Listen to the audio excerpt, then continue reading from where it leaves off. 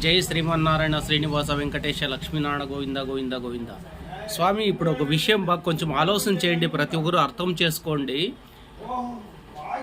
మానవుడు తయారు చేసింది ఒక సెంట్ ఉంటుంది.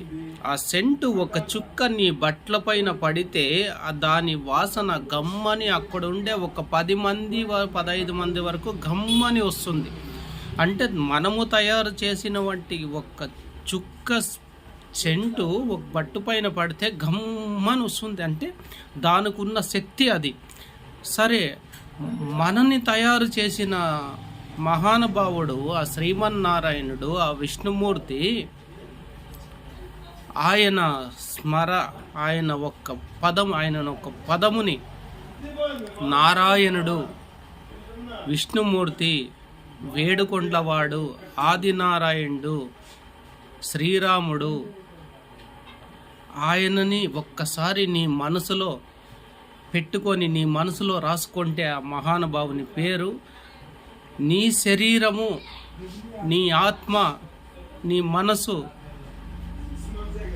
ఎంతటి ప్రశాంతతని కోరుకుంటుంది, ఎంత ప్రశాంతంగా ఉంటుంది, ఎంతమందికి ఉపయోగపడుతుంది, ఎంతమందికి ఇష్టమవుతుంది ఈ పదము. కొంచెం ఆలోచన చేయండి. దానికి ఉండే శక్తి ఎంత అని.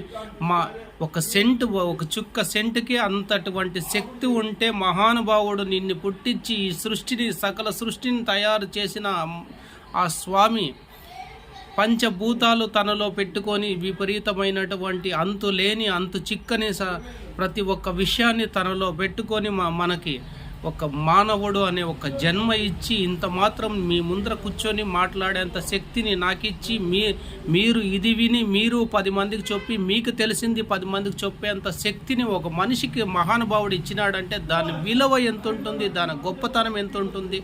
ప్రతి ఒక్కరూ ఆలోచన చేయండి. ఇట్లే ప్రతి విషయాలు కూడా కొద్దిగా లోతుగా ఆలోచన చేయండి. ప్రతి ఒక్కరూ తెలుసుకోండి మహానుభావుని శక్తి ఎంత, మహానుభావుడు ఇచ్చేటువంటి మనకి బుద్ధి ఎంత, ప్రతి ఒక్కటి అర్థం చేసుకోండి. జై శ్రీమన్నారాయణ శ్రీనివాస అఖిలాండ కోటి బ్రహ్మణ నాయక గోవింద గోవింద గోవింద.